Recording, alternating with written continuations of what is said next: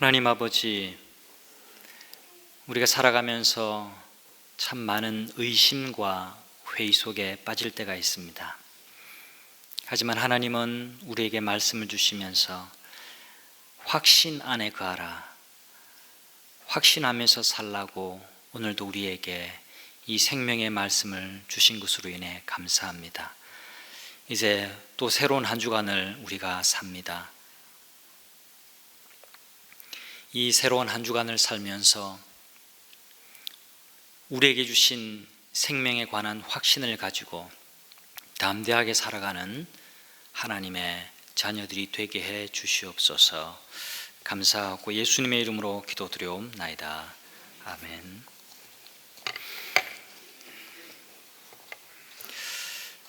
재미교포로서 미국에서 신경과 의사로 성장한 미셸 문이라는 분이 계세요. 이분은 경기도 오산에 있는 미군 부대에 의무장교로 지원을 해서 와서 근무를 했습니다.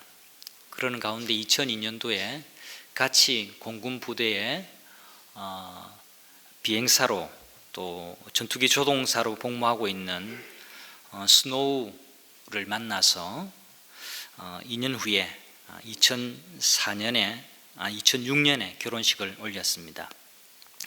이 부부는 2008년에 큰아들인 알렉스를 낳고 또 다시 2010년도 2년 뒤에 이쁜 딸 줄리아나를 낳게 되면서 참 행복한 가정생활을 꾸려갔었습니다.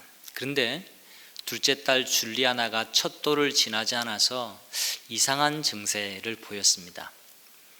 의사였기 때문에 직감적으로 뭔가 좋지 않은 일인 것 같다라고 판단하고 얼른 딸을 병원으로 데려갔습니다. 아니나 다를까 이 둘째 딸인 줄리아나는 정밀 진단 결과 상상한 것보다 훨씬 더 청천벽력과 같은 진단을 받았습니다. 샤리코마리투스병이라는 희귀병입니다. 모든 근육이 무력해지고 스스로 힘을 써서 움직일 수 없는, 나중에 호흡까지도 그렇게 되는 참 무서운 질병이었죠. 그래서 대체로 약 2년 정도 수명을 살고 아이들은 죽게 되는 그런 굉장히 희귀한 질병이었습니다.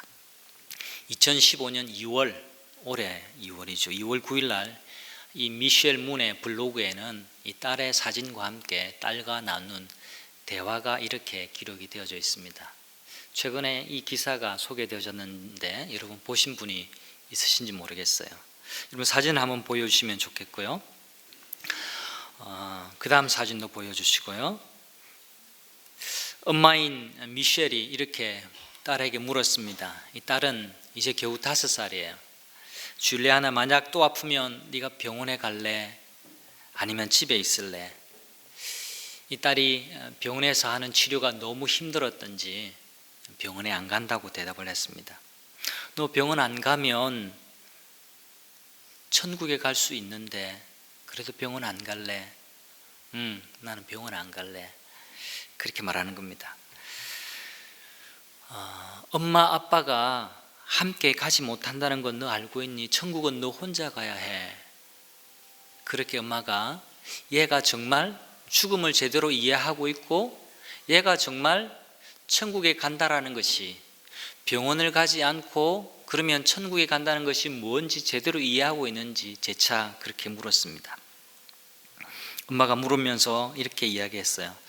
미안해. 내가 엄마가 우는 걸 좋아하지 않는다는 걸 알지만 엄마는 내가 너무너무 그리울 거야. 이때 줄리아나가 이렇게 말합니다. 괜찮아 엄마. 하나님이 돌봐주실 거야. 하나님은 내 마음속에 있어. 그러면서 지금 이 줄리아나와 그 가족들은 함께 집에서 치료를 이어가고 있고 줄리아나는 가족 품에서 세상을 떠날 준비를 하고 있습니다. 이 한 주간 오늘 본문을 묵상하면서 이 어린 줄리아나의 믿음이 보여주는 천국에 대한 확신이 참 마음 깊이 제게 다가왔어요. 작고 어리지만 죽음을 이기고 또 세상을 이기는 믿음을 보여주는 이쁜 소녀라고 저는 생각을 합니다. 여러분, 사람의 마음 속에 어떤 확신이 있느냐라고 하는 것은 매우 매우 중요합니다. 5살 먹은 어린아이라고 왜 죽음에 대한 두려움이 없을까요? 죽음에 대한 두려움은 본능적으로 있게 되어 있습니다. 엄마 미셸은 죽음이 뭘 의미하는지 딸이 어리지만 제대로 이해하고 있다라고 밝히고 있어요.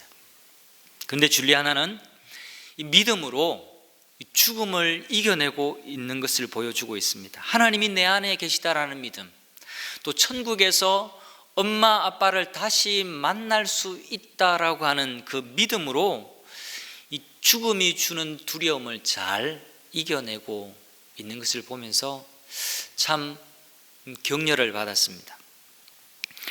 사도 요한은 첫 번째 편지를 이제 마무리합니다.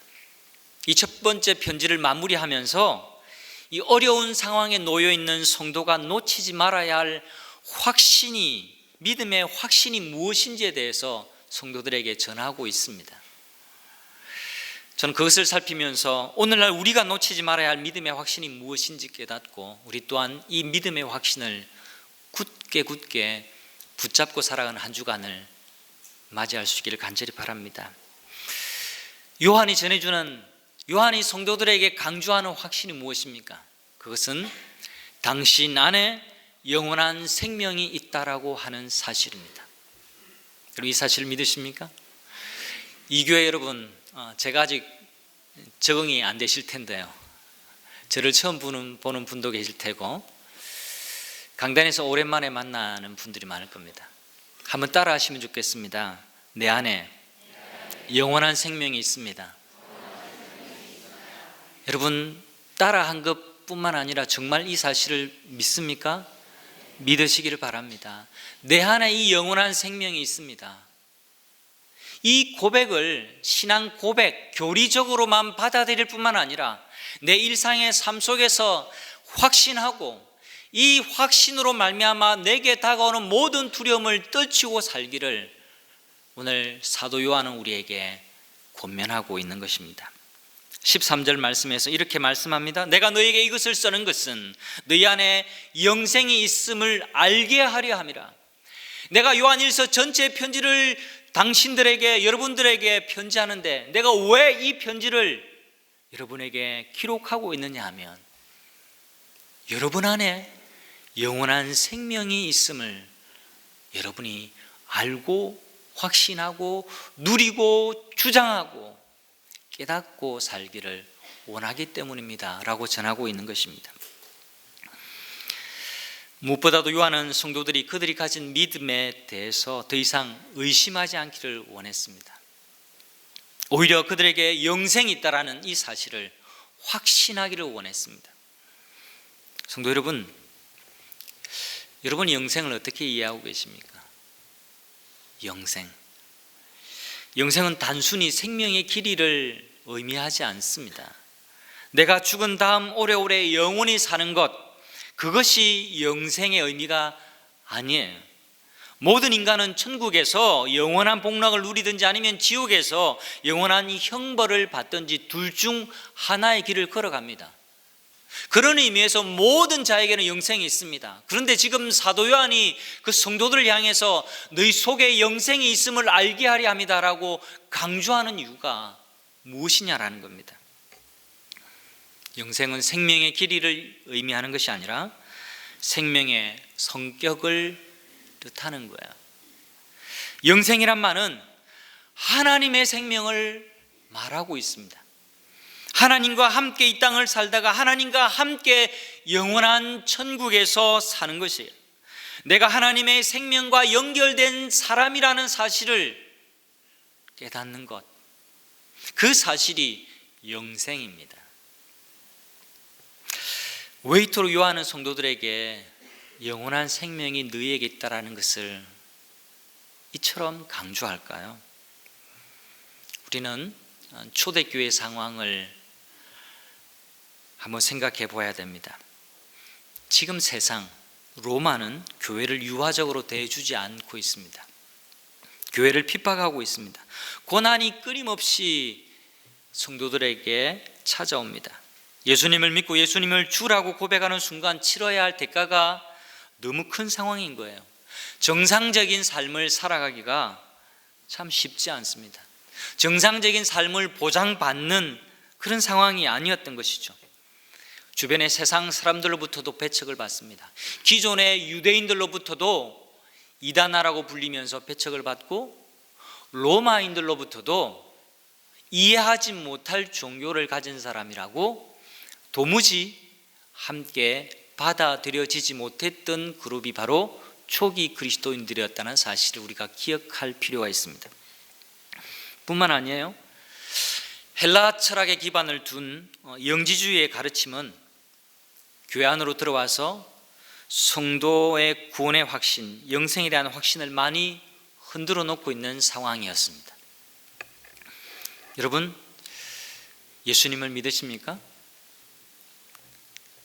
너무 단도직입적으로 물어서 당황스러우십니까? 여러분의 당황스러움에 제가 더 당황스럽습니다. 다시 한번 묻겠습니다. 꼭 대답 안 해도 됩니다. 우리 교회의 유행은 대답을 안 하는 교회니까요. 여러분, 예수님을 믿으십니까? 꼭 제가 여러분에게 강요한 것 같잖아요. 그러니까 여기 예수님을 믿는 분이기 때문에 예배하러 오셨을 겁니다.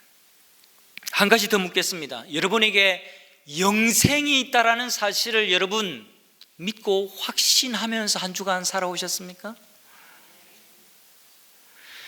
사실 이 두 질문은 뗄래야 뗄 수 없는 관계예요. 사실상 같은 질문이기도 합니다. 영지주의자들은 구원을 얻기 위해서는 영적인 지식, 신비로운 지식이 있어야 한다라고, 그래야 구원을 얻는다라고 요한이 지금 살고 있는 이 당대의 소아시아 교회에 가르쳤습니다. 그들은 예수님이 인간의 구원의 열쇠가 되는 영지, 다시 말하면 신비한 지식을 인간에게 알려주기 위해서 영의 세계로부터 오신 분이라고 가르쳤어요. 그래서 예수님께서 이 지식을 12 제자들에게 가르쳤고, 12 제자들이 받은 그 지식을 우리가 지금 전수받고 있다라고, 그렇게 영주주의자들은 교회 안에 들어와서 가르쳤던 것입니다. 이걸 한마디로 다른 복잡한 것 다 내려놓고 간단하게 설명하면 예수님으로만은 부족하다라는 것이 영지주의자들의 가르침의 핵심이에요. 예수님을 믿지만 예수님으로만 부족하다고 생각하니까 영생에 대한 확신이 흔들리는 겁니다. 이런 거짓 가르침에 마음이 흔들리고 믿음이 주춤거리는 성도들을 향해서 요한은 요한 1서를 통해서 아주 단호하게 말하고 있는 것이에요. 그래서 요한 1서에는 강한 톤으로 예수가 그리스도시다, 예수가 그리스도이심을 부인하는 그가 곧 적 그리스도다, 그렇게 성도들에게 강력하게 호소하고 있는 것입니다. 흔들리고 있는, 그리고 의심하는 성도들을 향해서 요한에 강조하고 있는 메시지가 무엇입니까? 예수가 그리스도시다, 예수님으로 충분하다, 이 예수님이 우리에게 영원한 생명을 주셨다, 우리는 이미 우리 속에 영생을 가졌다라는 것을 확신하고 살아야 한다라는 것을 편지를 마무리하면서 제일 첫 구절로 그 성도들에게 전하고 있는 것입니다. 예수님으로만 부족하다, 예수님으로 충분하다. 이 거짓 가르침과 진리의 대결은 오늘날도 이어지고 있습니다. 세상은 아직도 여러분에게 예수님만으로는 부족하다라고 메시지를 전하고 있습니다. 여러분, 한 주간 어떻게 사셨습니까? 예수님을 믿긴 믿는데 부자도 돼야 되고, 하나도 안 아파야 되고, 집안에 우환이 없어야 되고, 자녀 진학도 잘해야 되고, 취직도 잘해야 되며, 내 연봉도 올라가야 된다. 그래야 예수님도 만족스럽다, 이렇게 생각하고 계시지는 않습니까? 은연중에 우리 주변에 들리는 가르침이 예수님만으로는 부족하다라는 가르침이 우리 교회 안에 많이 들어와 있습니다. 은연중에 그 가르침이 끊임없이 내게 들려진다라는 것도 내가 간파하지 못한 채 정말 예수님만으로는 부족한 것 아닌가라는 의심과 회의에 우리는 살아가고 있는지도 모릅니다. 바로 앞구절을 여러분 한번 오늘 읽지 않았지만 주목해 보시기를 바랍니다. 또 증거는 이것이니 하나님이 우리에게 영생을 주신 것과 이 생명이 그의 아들 안에 있는 그것이니라. 이 생명이 누구에게 있다고요? 그의 아들 예수 그리스도 안에 있는 그것이다 라고 말씀합니다. 아들이 있는 자에게는 생명이 있고 하나님의 아들이 없는 자에게는 생명이 없다. 내가 이것을 너희에게 기록하는 것은 너희 속에 영생이 있음을 알게 하려 함이니라. 이어서 오늘 본문 13절 말씀을 요한은 전해주고 있습니다. 여러분, 우리가 예수님을 믿으면, 우리가 예수님을 영접하면 예수님을 믿는 거예요. 그러면 자연스럽게 영원한 생명 우리 속에 들어오는 겁니다. 이 얼마나 놀라운 사실입니까? 여러분, 요한의 복음서의 말씀에 공통된 가르침이 있어요. 두 구절을 제가 읽어드리겠습니다. 요한복음 5장 24절. 내 말을 듣고 또 나 보내신 이를 믿는 자는 영생을 얻었고 나를 믿는 자는 영생을 얻었다, 그렇게 말씀해요. 요한복음 6장 47절. 진실로 진실로 너에게 이르노니 믿는 자는 영생을 가졌나니. 믿는 자는 이미 영생을 가졌다라고 말씀을 합니다. 여러분, 여기 책이 있습니다. 이 책을 제가 받았습니다. 그런데 이 책에는 볼펜이 같이 들어있어요. 내가 받은 것은 책이지만 이 책 안에 있는 볼펜도 또한 동시에 내가 받은 겁니다. 지금 요한 1서 5장 11절, 12절, 13절이 우리에게 강조하는 바가 바로 이것입니다. 우리가 예수님을 믿는 순간 예수님 안에 있는 그 영원한 생명이 내게로 왔고 나는 이 영생을 소유한 자로 이 땅에서 살고 있다라고 하는 것이 성경의 가르침이에요. 요한은 할 말도 많을 텐데 왜 이 결론부에 너희에게 영생이 있다라는 것을 알게 하려고 이 편지를 적고 있다라고 굳이 강조를 할까요? 내게 영원한 생명이 있다라는 것을 알면 세상을 다르게 볼 수 있기 때문에 그렇습니다. 더 이상 세상에 끌려다니지 않습니다. 세상을 이기는 자가 됩니다. 오늘 5장 5절 말씀에 있는 것처럼 예수께서 하나님의 아들이심을 믿는 자가 아니면 세상을 이기는 자가 누구냐? 예수님을 하나님의 아들이요, 내가 하나님의 아들 예수 그리스도를 믿음으로 내 속에 영생을 가지고 있다는 것을 믿는 자가 결국 세상을 이긴다라고 성경 우리에게 가르쳐 주고 있습니다. 내 속에 영원한 생명이 있다는 것을 알지 못하면요, 이 세상에서 죽음이 두려운 겁니다. 죽음만 두려운 게 아니에요. 죽음과 맞닿아 있는 모든 인생의 문제거리들이 다 두려움으로 다가옵니다. 그래서 예수님을 믿는다고 말은 하긴 하지만 육신의 생명의 종로로 타면서 살게 되는 거죠. 여러분, 하나님이 정말 당신에게 원하시는 것이 뭐라고 생각하십니까? 그것은 당신이 바로 예수님을 믿는 겁니다. 교회 안에서만이 아니라 모든 상황 속에서 예수님을 주님으로 믿는 것, 그것을 우리 하나님은 원하고 계십니다. 하나님이 정말 당신에게 주고 싶어 하시는 확신이 뭘까요? 그것은 이미 우리에게, 당신에게 영원한 생명이 임했다라는 사실이에요. 그런데 문제는요, 이게 잘 믿어지지 않는다는 겁니다. 교리적으로 또 목사가 물어서 믿는다라고 대답할지는 몰라도 그 믿음의 바탕을 둔 삶을 이어가기가 만만하지 않다라는 겁니다. 왜 잘 안 믿어질까요? 내게 영생이 있다라는 믿음의 근거를 나 자신에게 두니까 이 영생이 만져지는 것도 아니고 눈에 보이는 것도 아니니까 내가 영생을 소유했다라고 말은 대답을 하는데 영생을 소유한 자로 죽음의 정상을 이기면서 담대하게 살지 못하는 거예요.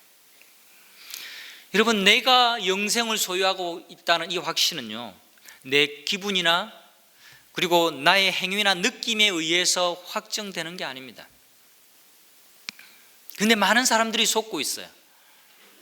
영지주의에 속고 스스로의 행실에 근거한 교만에 속고 있는 겁니다. 중국에서 있었던 한 이야기를 여러분에게 들려주고 싶습니다. 중국에 있는 어떤 한 형제가 고민에 빠졌습니다. 무슨 고민이냐 하면 우리가 겪는 고민이에요. 야, 이거 내가 죽으면 천국 갈 수 있을까? 이런 생각을 했습니다.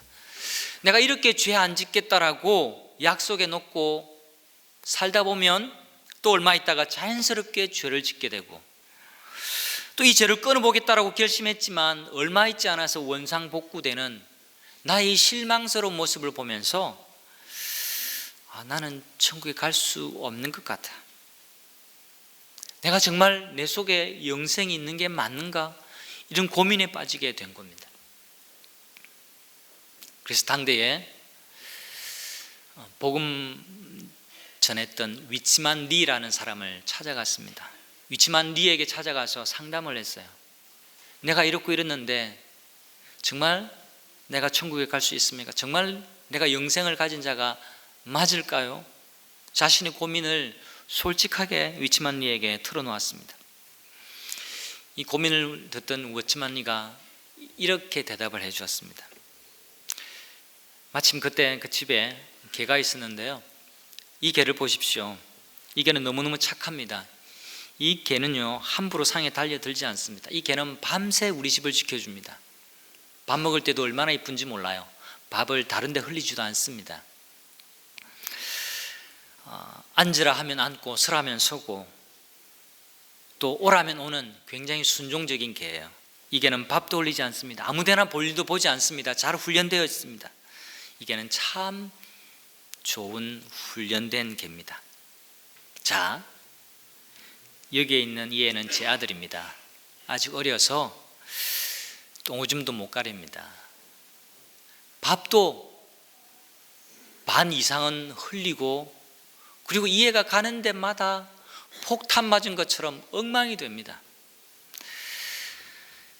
이 아이는 도움이 되지 않습니다. 자, 보세요. 도움이 많이 되는 게 도움이 되지 않는 아들, 자격이 있어 보이는 훈련된 게 훈련되지 못한 아들, 행실이 괜찮은 게 행실이라고 말할 수도 없는 아직도 유아인 나의 아들이 있습니다. 만약에 제가 죽으면 제 재산을 누가 상속받을 거라고 생각하십니까? 여러분, 누가 받죠? 여러분 속으로 걘지 아들인지 모르겠는데 내가 받으면 좋겠다 이렇게 생각하는 분이 계신지 모르겠어요. 여러분, 누가 상속을 받나요? 당연히 아들이 상속을 받습니다. 우리는 함량미달이라고 자꾸 생각을 합니다. 내 마음대로 잘 안 되는 연약함을 안고 살아가죠. 여러분, 이 자리에 오신 분 가운데 나는 함량미달이 아니라 나는 꽉 찬 인간이야, 나처럼만 살면 될걸, 이런 생각으로 앉아 계신 분이 몇 분이나 될까요? 그런 생각이 옳지도 않을 뿐더러 우리는 누구나 다 자신이 함량미달이라는 것을 경험적으로 압니다. 또 그것을 경험한 한 주간이기 때문에 앉아 있으면서 무거운 마음으로 앉아 있을 때가 한두 번이 아니죠. 여전히 우리는 죄를 짓고 살아갑니다. 근데 중요한 것은요, 여러분이 함량미달의 삶을 해결해야 구원의 확신, 영생의 확신을 받는 것이 아니에요. 반대로 예수님을 믿음으로 영생의 확신이 있어야 그 함량미달인 삶을 해결해 나갈 힘을 얻게 되는 겁니다. 지금 사도 요한이 여러분에게 영생이 있음을 알게 하기 위해서 내가 여러분에게 이 편지를 기록합니다. 여러분 속에 예수님이 있으면 영생이 있는 겁니다. 아들이 있는 자에게는 생명이 있는 겁니다. 그 아들 안에 영생이 있기 때문입니다라고 그의 서신에, 그리고 이미 기록했던 그 복음서에 기록하고 있는 이유가 어디 있을까요? 내게 있는 죄를 끊어야 영생의 확신을 얻게 되는 것이 아니고, 영생의 확신이 있어야만 그 죄를 끊어버릴 힘을 그때부터 얻게 되는 겁니다. 여러분, 영생의 확신을 갖는 여러분 되시길 바랍니다. 다른 이유가 아니에요. 내가 이만큼 자격을 가졌다라고 스스로를 만족시키고 스스로 자기 최면에 걸기 위해서가 아니에요. 내가 내 속에 영원한 생명, 예수 그리스도 안에 있는 그 영원한 생명을 가졌다라는 이 믿음의 확신에서 죄의 두려움, 죽음의 두려움, 죽음의 정상이 가져다주는 모든 두려움에서부터 이길 수 있는 힘을 얻게 된다라는 말씀입니다. 여러분, 내가 영원한 생명을 소유한 자라고 하는 것은요, 이제 내가 완벽한 성도가 되었다라는 것을 의미하지 않습니다. 내 안에 영원한 생명의 싹이 자라나고 있고 내 생명이 하나님과 연결되어 있다라는 것을 뜻하는 겁니다. 이 영원한 생명에 대한 확신에서부터 풍성한 삶이 가능해지는 거예요. 신앙생활은 교회 안에 들어와서 예배를 한두 번 드리는 삶을 말하는 것이 아니에요. 어디에서나 예수님을 믿는다라는 것을 드러내는 삶이고, 어떤 상황 속에서도 내 안에 영원한 생명이 있다라는 것을 확신하면서 사는 삶이 신앙생활입니다. 여러분, 과연 그렇습니까? 과연 내게 영생이 있는가? 이런 의심이 들 때마다 성경으로 돌아가십시오. 여러분의 행실이나 기분이나 느낌이 아니라 성경이 뭐라고 말씀하셨는지 성경을 펴읽고 성경의 가르침에 귀를 기울이는 여러분 되시기를 바랍니다. 말씀에 기록되어 있습니다. 하나님의 약속입니다. 내가 하나님의 아들의 이름을 믿는 너희에게 이것을 기록한 것은 너희로 하여금 너희에게 영생이 있음을 알게 하려 함이니라. 내게 영원한 생명이 있다는 것을 확신하면요, 그때부터 세상이 다르게 보입니다. 더 이상 세상에 끌려다니지 않습니다. 근데 영원한 생명이 내게 있다는 것을 확신하지 못하면 이 세상의 죽음이 두려운 거예요. 이때부터 모든 게 두려운 겁니다. 암도 두렵고 자녀의 미래도 두렵고 지금 어려운 내 가정의 상황도 두려움으로 다가오는 겁니다. 그 두려움 때문에 많은 것을 누리지 못하는 겁니다. 좀 진지하게 생각해 보셔야 됩니다. 내가 정말 담대함으로 두려움 없이 살아가고 있는가? 여러분도 아시다시피 저희 가정에 암이 찾아왔습니다. 1년 반 전에. 제게 찾아온 건 아니고 저희 아내에게 찾아왔습니다. 네. 모르는 분이 계신 것 같아서. 왜 두렵지 않았겠습니까? 목사 아내는 암에 안 걸린다라는 성경 구절이 성경에 있으면 얼마나 좋겠습니까? 은혜 샘물교회 성도들은 암에 안 걸리고 아프지도 않고 재정적인 파탄도 안 나고 어떤 어려움도 없을 것이라고 약속이 있으면 얼마나 좋겠습니까? 하지만 그렇지 않습니다. 여전히 우리는 불완전한 세상 속에서 살아갑니다. 그리고 연약함을 안고 살아가는 연약한 존재 맞습니다. 그런데 두려움이 갑자기 사라지는 겁니다. 왜? 생명의 주인이 하나님이라는 것을 고백했기 때문에 그래요. 이건 저의 간증이고 저희 아내의 고백입니다. 목사 정도나 되면, 사모 정도나 되면 뭘 겪어도 두려워하지 않아야지, 그렇게 생각하는 분이 계십니까? 아닙니다. 꽃같이 두렵습니다. 꽃같이 당황스럽기도 합니다. 흔들릴 때도 있습니다. 하지만 다시 원점으로 돌아와 성경이 뭐라고 말씀하시는지 귀를 기울이는 순간 그 상황을 이겨낼 수 있는 힘을 하나님으로부터 받게 되는 겁니다. 영원한 생명에 대한 이해가 있었습니다. 하나님이 생명의 주인이라는 고백을 하기 시작했습니다. 네, 여전히 암이라는 것이 그런 것처럼 암은 우리 가정에 여전히 있는 것 같아요. 암을 이제 데리고 살기 때문에 그렇죠. 하지만 두려움은 우리 가정에 없습니다. 두려움은 저와 저의 아내 속에 사라졌습니다. 왜요? 내 속에 하나님과 연결되어진 영원한 생명이 있다는 것을 믿고 있기 때문에 그렇습니다. 여러분은 어떤 두려움에 이 한 주간을 살고 계십니까? 한 주간을 사셨습니까? 어떤 두려움에서 극복하지 못하고 여러분은 살고 있습니까? 다시 원점으로 돌아가십시오.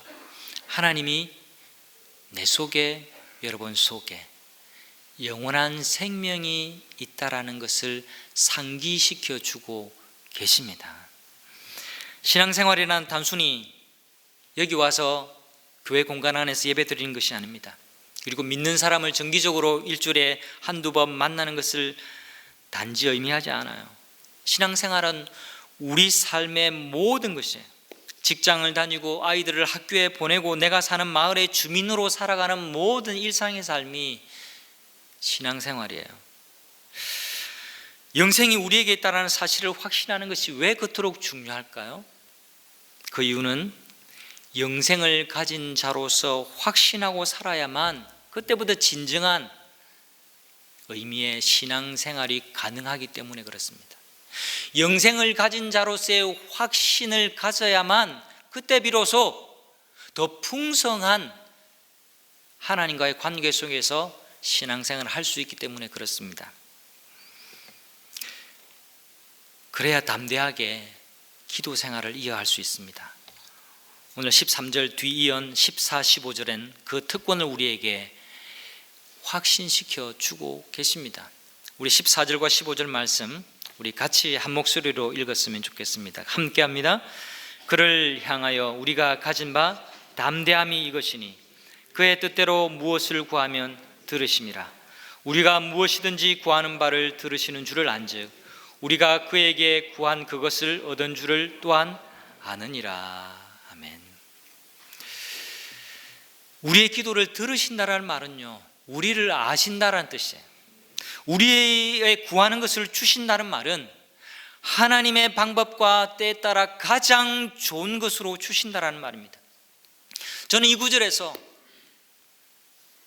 주목해야 보아야 할 단어가 담대함이라고 생각합니다. 하나님의 자녀로서의 당당함, 의심과 불안에 떨지 않고 자신 있게 나가는 그리스도인의 확신 말입니다. 무대뽀의 용감함이 아니라 이 흔들리지 않는 의심을 넘어 회의를 넘어서 소유하게 된 이 확신에 근거한 당당함, 확신 말입니다. 그의 뜻대로 구한다라는 말씀 오늘 이 구절에 있습니다. 지금 내 상황에 맞는 하나님의 뜻이 무엇인지 우리는 어떻게 알 수 있을까요? 지금 제가 처한 환경, 제가 겪고 있는 문제들, 그리고 여러분이 직면하고 있는 상황과 문제들이 다 다릅니다. 그래서 하나님의 응답은 일률적이지 않습니다. 언제나 똑같은 답은 아니에요. 어떤 분에게는 즉시 응답해 주지만 어떤 분에게는 기다리는 것 자체가 응답이기도 합니다. 또 어떤 분에게는 다른 것을 주시는 것이 최상의 하나님의 응답이 되기도 합니다. 근데 중요한 것은 우리가 그분의 뜻대로 구한다는 거예요. 내게 맞는 하나님의 뜻이 무엇인지를 우리는 어떻게 알 수 있나요? 이것은 예수 그리스도 관계 안에서 내가 성장할 때 그때 자연스럽게 알게 되는 거예요. 하나님의 뜻이 무엇인지 쪽집게처럼 용하게 캐내는 그런데 귀에 솔깃해하지 마시기를 바랍니다. 내 속에 이런 능력이 있으면 얼마나 좋을까? 하나님의 뜻이 무엇인지 금방금방 알아채고 그 뜻을 간파하고 내가 따라 움직이는 것 말입니다. 여러분, 거기에 관심 두지 말고 하나님과의 자연스러운 관계의 성장으로 말미암아서 그 뜻은 자연히 내가 경험적으로 알 수 있게 된다는 사실을 기억하시고 그리스도와의 그 관계의 인격적인 성숙에 관심을 가진 여러분 되시기를 바랍니다. 여러분, 천국을 내가 죽고 난 다음에 누릴 것이다 라고 생각하는 사람은 바보입니다. 이 땅에서 당당한 삶을 누리기를 원하십니까?